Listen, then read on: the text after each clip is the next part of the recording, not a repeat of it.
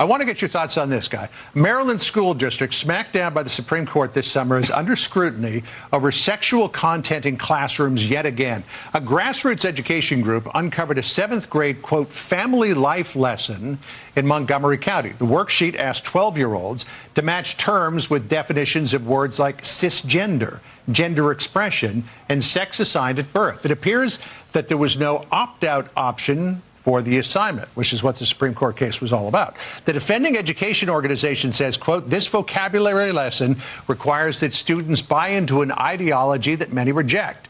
Does the district require that students subscribe to gender ideology in order to fulfill the district's family life requirements for middle schoolers? Because if so, that seems like viewpoint discrimination in a public school.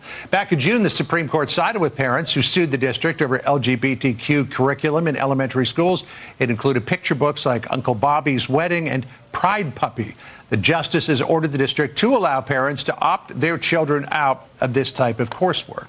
Now, we see this all across the country, Guy, that the courts say one thing and the school districts do another.